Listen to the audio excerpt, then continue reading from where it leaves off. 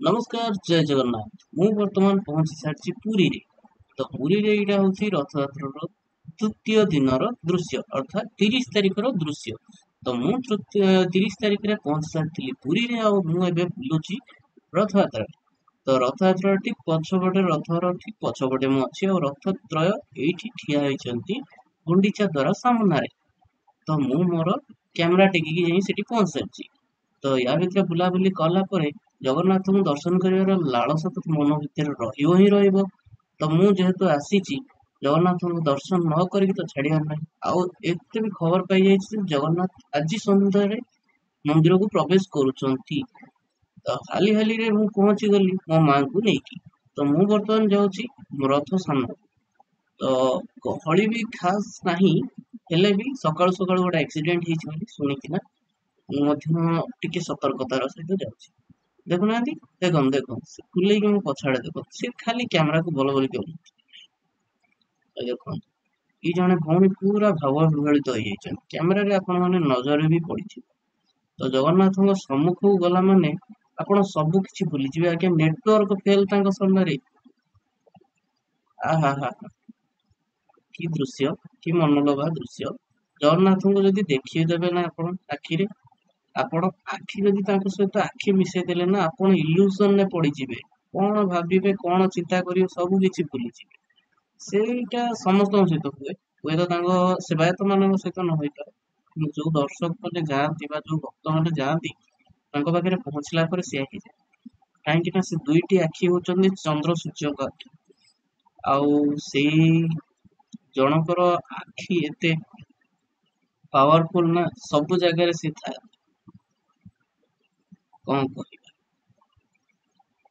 ଜୟ ଜୟ ଜଗନ୍ନାଥ। କାଳିଆ ସାଆନ୍ତଙ୍କ ମୁଖ ଦର୍ଶନ ହବା ଆରମ୍ଭ ହେଇ ସାରିଲାଣି। ଆପଣ ମାନେ ରଥର ଠିକ ସମ୍ମୁଖ ଭାଗରେ ଅଛେ ଆଉ ଆପଣ ମାନେ ଦେଖୁଛନ୍ତି କାଳିଆ ସାମନ୍ତ,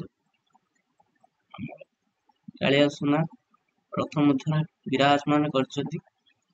ଗୋଟେ କଥା କୁହାଯାଇଛି, ହୁଏତ କିଏ କହିଛନ୍ତି ମୁଁ ଜାଣିନି, କିନ୍ତୁ ପୂର୍ବ କାଳର ଗୋଟେ କହାବତ ଯୋଉଟାକୁ କୁହାଯାଏ, ଚାପେଶୁ ମଧୁସୂଦନମ୍ ଦୋଳେଚ ଦୋଳଗୋବିନ୍ଦମ୍ ରଥେତୁ ବାମନମ୍ ଦୃଷ୍ଟ ପୁନର୍ଜନ୍ମ ନ ବିଦ୍ୟତେ। ଅର୍ଥାତ୍ ମାନେ ଶ୍ଲୋକରେ ରହିଛି ଯେ ମାନେ ଆମେ ଯଦି ଚାପରେ ମଧୁସୂଦନଙ୍କୁ ଦର୍ଶନ କରିବା, ଦୋଳରେ ଦୋଳଗୋବିନ୍ଦଙ୍କୁ ଦର୍ଶନ କରିବା, ଆଉ ଆପଣ ରଥରେ ବାମନ ଅବତାର ଜଗନ୍ନାଥଙ୍କୁ ଦର୍ଶନ କରୁଛନ୍ତି, ତାହେଲେ ଆପଣ ବହୁତ ପୁଣ୍ୟ ପାଇଥାନ୍ତି।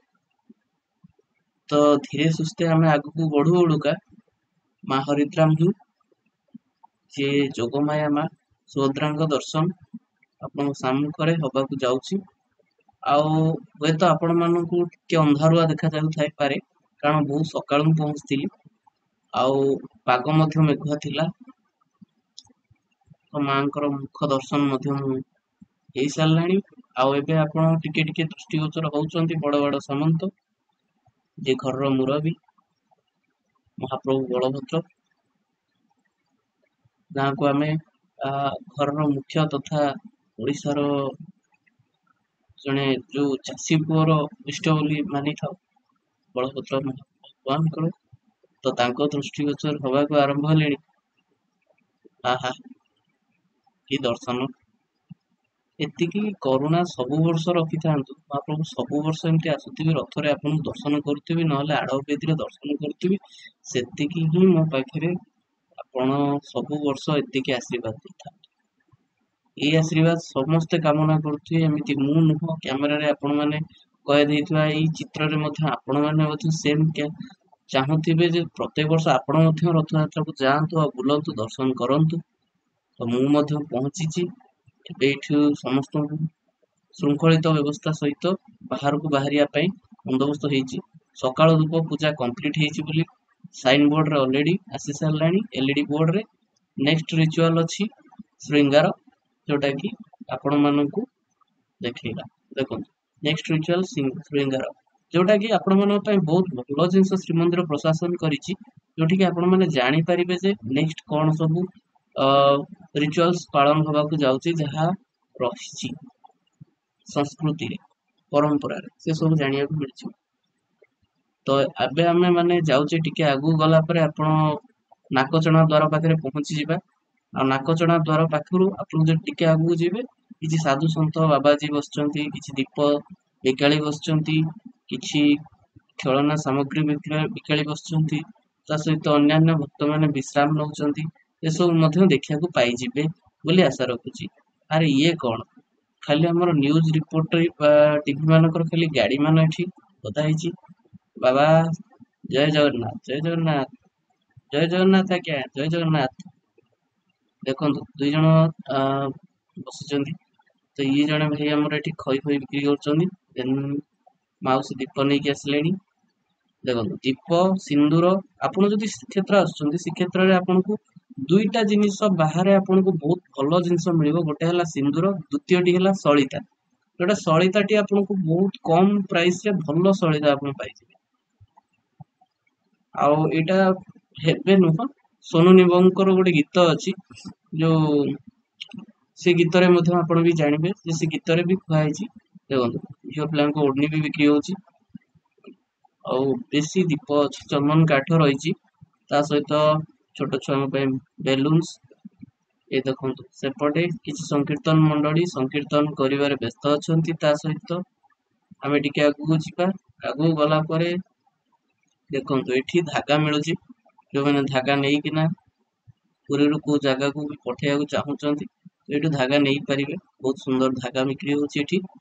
ତା ସହିତ ଆପଣ ଯଦି ଦେଖୁଛନ୍ତି ତିନୋଟି ଲାଇଟ୍ ଗାଡି ମଧ୍ୟ ଠିଆ ହେଇଛି ଢଙ୍କା ହେଇକି। ବୋଧହୁଏ ଓଦା ହେଇଯିବ ବୋଲି। ଯାହା ହଉ ଶ୍ରୀମନ୍ଦିର ପ୍ରଶାସନ ତରଫରୁ ଏଇ ଯୋଉ ବନ୍ଦୋବସ୍ତ କରାଯାଇଛି, ହୁଏତ କିଛି ମାତ୍ରାରେ ପୂର୍ବ ବର୍ଷ ଅପେକ୍ଷା ହେଇଛି। ବାକି ଯାହା ମୁଁ ଦେଖିଲି, ଆରେ ବାପରେ ଶଙ୍ଖା ଚୁଡି ବହୁତ ସାରା ବିକ୍ରି ହଉଛି। ମୋ ମା ଗୋଟେ ବ୍ୟାଗ ନେଇକି ପଳେଇ ଆସିଛି, କଣ ସବୁ କିଣିବ କେଜାଣି ଦେଖାଯାଉ। ତ ଏଇଠୁ ଟିକେ ଆଗକୁ ଯିବା। ଏ ଭାଇନା ସିନ୍ଦୁର ଫିନ୍ଦୁର ଧରିକି ଆଇଲେଣି। ଏଠି ଆପଣଙ୍କୁ କହିଲି ନା ସିନ୍ଦୁର ବହୁତ ସାରା ସିନ୍ଦୁର ମିଳିବ। ଆପଣ ଯେତେ ବି ସିନ୍ଦୁର ମାନେ ବିବାହିତ ରହୁଛନ୍ତି, ସଧବା ଲୋକ ରହୁଛନ୍ତି, ସେମାନେ ଏଠୁ ସିନ୍ଦୁର ନେଇପାରିବେ। ବହୁତ ସୁନ୍ଦର ମାନେ ଭେରାଇଟିଜ ର ସିନ୍ଦୁର ଏଠି ମିଳିଯିବ ଆପଣଙ୍କୁ। ବାକି ମୁଁ ଏଠି ଗୋଟେ ଜିନିଷ ତଲାସ କରୁଥିଲି, ଯୋଉଟା କି ଜଗନ୍ନାଥଙ୍କ ମୂର୍ତ୍ତି। ଯୋଉଟା କି ମୁଁ ଛୋଟ ସାଇଜ ର ଗୋଟେ କାଷ୍ଠ ନିର୍ମିତ ମୂର୍ତ୍ତି ଖୋଜୁଥିଲି। ଯୋଉଠି କି ମୁଁ ଘରେ ଠାକୁରଙ୍କ ପାଖରେ ରିପ୍ଲେସ କରିଥାନ୍ତି। ଯୋଉଟା କି ପୁରୁଣା ଜଗନ୍ନାଥଙ୍କ ମୂର୍ତ୍ତି ଯୋଉଟା ଫଟୋଟି ଅଛି, ସେ ଫଟୋଟି ନଷ୍ଟ ହବାରେ ଲାଗିଛି। ତ ମୁଁ ତା ଜାଗାରେ ରିପ୍ଲେସ କରିବା ପାଇଁ ବହୁତ ସର୍ଚ୍ଚ କରିବାରେ ଲାଗିଛି। କାରଣ ମୋ ମନ ମୁତାବକ ପ୍ରାଇସିଂ ରେ ଆଉ ସେଇଭଳି ଫ୍ରେମିଂ ରେ ମାନେ ସେତିକି ଭଲ ମୂର୍ତ୍ତି କିମ୍ବା ଫଟୋ ମତେ ମିଳିଲାନି। ସେଇଟା ଦୁଃଖ ଲାଗିଲା। କାରଣ ଦେଖନ୍ତୁ ଏଠି ମୁରୁଜ ବି ବିକ୍ରି ହଉଛି, ମାନେ ମୁରୁଜ ଛାଞ୍ଚ ବିକ୍ରି ହଉଛି। ଭାଇ ସୁନ୍ଦର ସୁନ୍ଦର ଛାଞ୍ଚ ହେଇଛି। ମାଙ୍କୁ ପଚାରେ ନବ କି ନାଇଁ କେଜାଣି। ନାଇଁ ମୋ ମା ଚାଲିଲା ସିଆଡେ। ଏଇଠି ଢୋଲ ବିକ୍ରି ହଉଛି, ଢୋଲ। ତ ଯୋଉମାନେ ଛୋଟ ଛୁଆ ଆସିଛନ୍ତି ଢୋଲ ବି ନେଇପାରିବେ, ଢୋଲ ଦୁଲ କରି ପିଟି ପାରିବେ। ତ ଏଇଠୁ ଟିକେ ଆଗକୁ ଯିବା, ଏଠି କଣ ଅଛି ଦେଖିବା। ବାକି ଏଠି ଯୋଉ ନିର୍ମାଲ୍ୟ ବିକ୍ରି ହଉଛି, ଦୟାକରି ସମସ୍ତଙ୍କୁ ଅନୁରୋଧ କରିବି, ଏଇ ଯୋଉ ନିର୍ମାଲ୍ୟ ବିକ୍ରି ହଉଛି, ଏଇ ନିର୍ମାଲ୍ୟ ଆକ୍ଚୁଆଲିରେ ମାନେ ତିଆରି ନିର୍ମାଲ୍ୟ, ବଟ୍ ଜଗନ୍ନାଥଙ୍କର ସେଇ ଅବଡାରୁ ତିଆରି ହେଇଛି। କିନ୍ତୁ ସେତିକି ମାନେ ଯୋଉଟା କୁହନ୍ତି ନା କଣ, ଯୋଉ ସେଫଲି ତିଆରି ହେଇଥିବ, ସେତିକି ଭଲ ଭାବରେ ତିଆରି ହେଇଥିବ। ଯେମିତି ଆପଣ ମନ୍ଦିର ଭିତରକୁ ଆଣିଲେ ଯାହା ଆପଣଙ୍କୁ ଲାଗିବ, ସେମ ଜିନିଷ ଏଇଟା ଲାଗିବ ବୋଲି ସେମିତି କିଛି ଗ୍ୟାରେଣ୍ଟେଡ ନାହିଁ। ଏଇଠି ହଉଛି ଜଗନ୍ନାଥଙ୍କର ଗୋଟିଏ ନିୟମ, ଯୋଉଠି ଯେ ଆପଣ ଯିବେ ସବୁ ଜାଗାରେ ଚାଉଳରୁ ଭାତ ହବ, ଏଠି ଭାତରୁ ଚାଉଳ ହେଇଯାଉଛି ଆଜ୍ଞା। ଏଇ ଯୋଉ ନିର୍ମାଲ୍ୟ ଆଜ୍ଞା ଭାତରୁ ଚାଉଳ, ଚାଉଳ ପଡି ହେଇଯାଇଥିବ, ଆପଣ ତାକୁ ଖାଇପାରିବେ। ଦେଖନ୍ତୁ ବର୍ତ୍ତମାନ ତ ମେଳା ଏତେ ବି ଖୋଲିନି, ହାଲକା ଫୁଲକା ଗହଳି ଚାଲିଛି। ଫିଲହାଲ ପାଇଁ ଗହଳି ମଧ୍ୟ ଅଛି। ସକାଳୁ ସକାଳୁ ଆହୁରି ଗହଳି ଥିଲା। ଦଳା ଚକଟାରେ କେତେ ଜଣ କଣ ଆହତ ହେଇଛନ୍ତି ଶୁଣିଛି। ବାକି କିଏ କଣ ଡେଥ୍ ହେଇଛନ୍ତି କଣ ନାହିଁ ମୁଁ କହିପାରିବିନି। ଯଦି ବି ଡେଥ୍ ହେଇଥିବେ ଜଗନ୍ନାଥ ତାଙ୍କୁ ସ୍ୱର୍ଗଧାମ ଦେବେ ବୋଲି ଆଶା ରଖିବି। ଜଗନ୍ନାଥଙ୍କ ଦର୍ଶନ ପରେ ଏବେ ପ୍ରସ୍ଥାନ କରିବାର ସମୟ। ଆଉ ମୁଁ ପୁଣି ଆସିଯାଇଛି ଜଗନ୍ନାଥ ମହାପ୍ରଭୁଙ୍କ ସାମ୍ନାକୁ। ମାନେ ଏଇ ସାମ୍ନାକୁ, ମାନେ ଏଇ ସାମ୍ନା ଦେଇକି ହିଁ ମୁଁ ଯିବି। ଆଉ ଗହଳି ଏପଟେ ଟିକେ ଅଧିକା ଅଛି।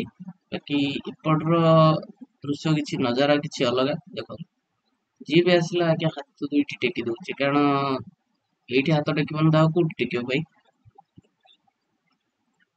ବାକି ମୁଁ ଗୋଟେ ହାତ ଟେକିଥିଲି, ଆଉ ଗୋଟେ ହାତରେ କ୍ୟାମେରା ଧରିଥିଲି, ତ ସେ ହାତଟାକୁ ମଧ୍ୟ ଟେକିକି ଥିଲା। ଆଉ ଦେଖନ୍ତୁ ବହୁତ ସାରା ଗହଳି, ଏଇ ଗହଳି ଆପଣଙ୍କୁ ବହୁତ କମ ଲାଗିବ ଯଦିଓ ଆପଣ କେବେ ଜଗନ୍ନାଥଙ୍କ ରଥ ଟଣା ଏବଂ ରଥ ବାହୁଡା ଯାତ୍ରା ଯୋଉଟା ଟଣା ହୁଏ ସେଇ ଟାଇମରେ ଯଦି ଆସିଥିବେ କିମ୍ବା ଅନ୍ୟ କେଉଁଠି ବି ରଥଯାତ୍ରା ଆପଣ ଯଦି ସେଲିବ୍ରେଟ କରିଥିବେ। ମୋ ମାଙ୍କୁ ମୁଁ ଟିକେ ବାଟ କଢେଇ କଢେଇ ନେଇଗଲି। ମୋ ମା ଆକ୍ଚୁଆଲି ମୋ ମା ପୁରା ଆଗେ ସାଙ୍ଗେ ଚିଡି ଗଲେଣି, ଗହଳି ତାଙ୍କୁ ପସନ୍ଦ ନୁହଁ। ଆଉ ସେ ଗହଳି ଭିତରେ ଆସିଲା ମାନେ ଦେଖନ୍ତୁ ଜଣେ ଭକ୍ତ ସେଠି ଗଡି ଯାଉଛନ୍ତି। ଶରଧା ବାଲିରେ ଗଡିବାର ଯୋଉ ଭାବ, ସେ ଭାବ ନିଆରା ଆଜ୍ଞା। ସେ ଭାବ ଆପଣଙ୍କୁ ଆଉ କୋଉଠି ମିଳିବନି। ଦେଖନ୍ତୁ ବହୁତ ସାରା ଲୋକ ଆସିଛନ୍ତି, କିଏ ଫୋନରେ ଫଟୋ ଉଠଉଛନ୍ତି। ବାକି ଗୋଟେ ଦୁଃଖର କଥା, ଦୁଃଖର ବିଷୟ, ମୋ ଫୋନରେ ଯୋଉ ସବୁ ଫଟୋ ଉଠେଇଥିଲି ସେ ସବୁ ଆକ୍ଚୁଆଲି ହଟି ଯାଇଛି, ମାନେ କରପ୍ଟ ହେଇଯାଇଛି ମେମୋରି ଚିପଟି। ମୁଁ ଜାଣିନଥିଲି, ଫଟୋ ଉଠେଇ ଦେଇଛି। ତ ସେ ଫଟୋ ସବୁ ହେଇଯାଇଛି, ଯାହାକୁ ମୁଁ ଇନଷ୍ଟାଗ୍ରାମରେ ପୋଷ୍ଟ କରିଥାନ୍ତି ଆପଣମାନଙ୍କ ପାଇଁ, ସେ ସବୁ ପୋଷ୍ଟ ହେଇପାରିଲାନି, ଦୁଃଖିତ ଲାଗିଲା। ଠିକ ଅଛି, କିଛି କଥା ନାହିଁ। ବାକି ମୁଁ ବର୍ତ୍ତମାନ ପହଞ୍ଚି ଯାଇଛି ଶ୍ରୀ ଗୁଣ୍ଡିଚା ଭକ୍ତ ନିବାସ ପାଖରେ, ଯୋଉଠି କି ନିରାମିଷ ଭୋଜନାଳୟ ରହିଛି, ଯୋଉଟା କି OTDC ତରଫରୁ ରହିଛି ଗୁଣ୍ଡିଚା ମନ୍ଦିର ପାଖରେ କିନା। ଆଉ ମୁଁ ଅଛି ବର୍ତ୍ତମାନ ଗୁଣ୍ଡିଚା ବାଡି ସାଇଟରେ। ଦେଖନ୍ତୁ ଏଇଠୁ ଆପଣ ଯଦି ଟିକେ ପଛକୁ ଯାଉଛନ୍ତି ତାହେଲେ ଏଇ ପଛ ଆଡେ ଆପଣଙ୍କୁ ଆଉ ଗୋଟିଏ ମନ୍ଦିର ଦୃଷ୍ଟିଗୋଚର ହବ, ଯୋଉ ହଉଛି ଆଦି ନୃସିଂହଙ୍କ ମନ୍ଦିର। ଯୋଉମାନେ ଶ୍ରୀକ୍ଷେତ୍ର ଆସୁଛନ୍ତି, ଶ୍ରୀକ୍ଷେତ୍ର ପିଲା ତ ଜାଣିଛନ୍ତି, ବାକି ଶ୍ରୀକ୍ଷେତ୍ର ଯୋଉମାନେ ଆସୁଛନ୍ତି ଶ୍ରୀକ୍ଷେତ୍ର ପୁରୀ, ସେମାନେ ନିଶ୍ଚିନ୍ତ ଭାବରେ ସେଠିକି ଯାଆନ୍ତୁ, ଦର୍ଶନ କରନ୍ତୁ, ଏହା ମୁଁ ଚାହିଁବି। କାରଣ ଦେଖନ୍ତୁ ଜଗନ୍ନାଥଙ୍କ ପ୍ରାଣ ପ୍ରତିଷ୍ଠା ପୂର୍ବରୁ ସେଇ ଭଗବାନଙ୍କ ପ୍ରାଣ ପ୍ରତିଷ୍ଠା ହେଇଥିଲା, ଯିଏ ହଉଛନ୍ତି ଯଜ୍ଞରୁ ଜନ୍ମ ନେଇଥିଲେ ଆଦି ନୃସିଂହ। ଦେଖନ୍ତୁ ଆଜ୍ଞା, ବାବାଜୀ ଜଣେ ଆସିଛନ୍ତି, ଜଗନ୍ନାଥଙ୍କୁ ଦେଖି ଭାବ ବିହଳିତ ହେଇଗଲେଣି। ବାବାଜୀ ଦେଖନ୍ତୁ, ବାବାଙ୍କର ଦୃଷ୍ଟି ସିଧା ଜଗନ୍ନାଥଙ୍କ ପାଖରେ, ଆଉ କୌଣସି ରଥ ଦୃଷ୍ଟି ଗୋଚର ହଉନି, ଜଗନ୍ନାଥ ମନେ ରହିଛନ୍ତି। ସେଇ ତ ଭାବ। ତ ଏଇ ଭିଡିଓଟି ଆପଣଙ୍କୁ କେମିତି ଲାଗିଲା ଜଣେଇବେ ନିହାତି ଭାବରେ। ଆଉ ଆପଣ ମାନଙ୍କର ଲାଇକ୍ସ, ଭଲ ପାଇବା ସବୁ ମୋ ପାଇଁ ବହୁତ ନିତ୍ୟାନ୍ତ ଯୋଗ୍ୟ। ତ ରହୁଛି, ଆଉ ଗୋଟେ ଭିଡିଓରେ ଆଉ ଥରେ ଦେଖା ହବ। ଟିଲ୍ ଦେନ୍, ଜୟ ଜଗନ୍ନାଥ।